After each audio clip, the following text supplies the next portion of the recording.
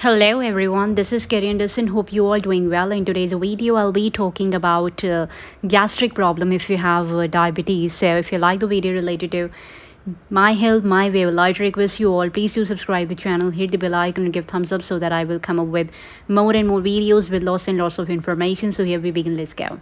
Delayed gastric emptying or gastroparesis represent the far end of the spectrum of this motility disorder, collectively referred to as diabetic gastropathy or the diabetic stomach. The diabetic stomach is a manifestation of diabetic autonomic neuropathy. It is characterized by potentially debilitating gastrointestinal symptoms and can also interfere with glucoregulation by contributing to a vicious cycle of delayed emptying of food or oral medication. The result may be late glycemic peaks followed by hyperglycemia and further delays in gastric emptying, or by hypoglycemia secondary to retention of food in the stomach.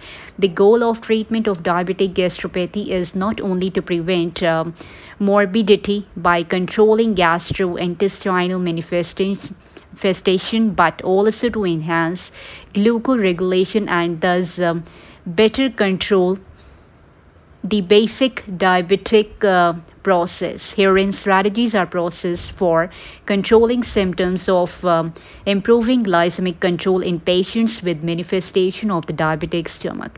Delayed gastric emptying or gastroparesis is a well-known problem in patients with diabetes mellitus. It is at the far end of the spectrum of motility disorder, collectively referred to as diabetic gastropathy or the diabetic stomach. Although often believed to be more common in patients with type 1 diabetes, it is actually also quite common in patients with type 2 diabetes. In one study of diabetic patients receiving oral hypoglycemic therapy, 30% were found to have delayed emptying of solid.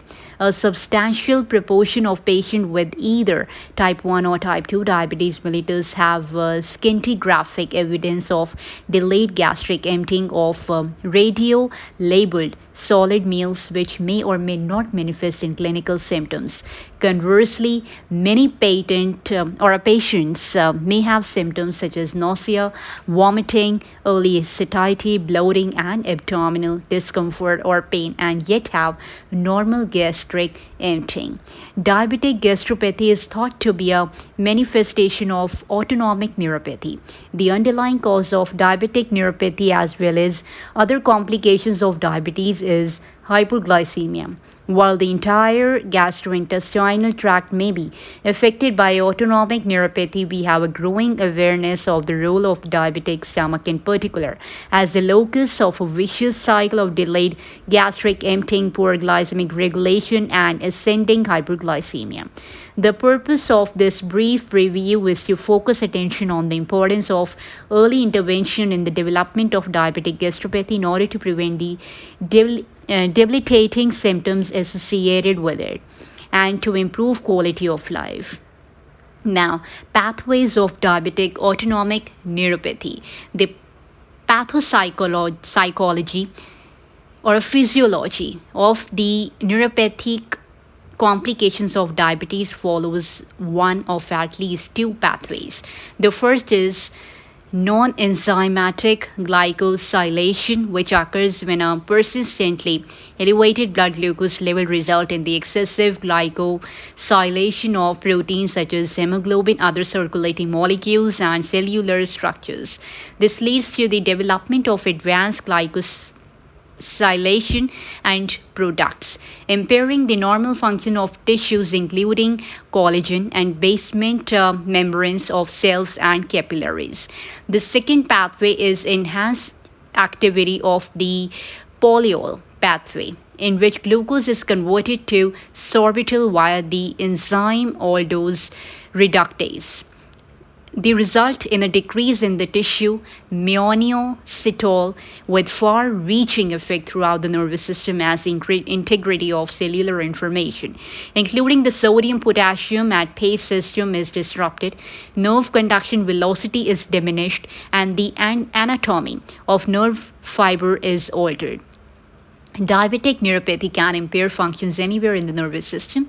In the gastrointestinal tract, it causes an effect as autovagotomy. In addition, hyperglycemia results in cellular anatomic disruption throughout the gastrointestinal tract, but especially in the stomach.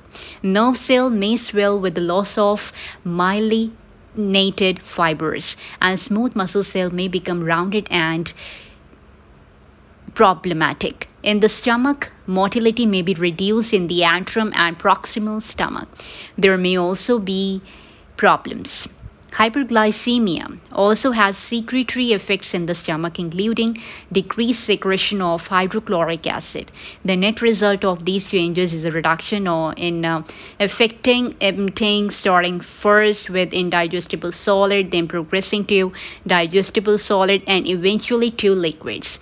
The myoelectric and neuroanatomic consequences of hyperglycemia may be accentuated by the abnormal secretion of various hormones, including glucagon, gastrin, the gastric inhibitory peptide in patients with diabetes. Now, clinical impact of diabetic gastropathy.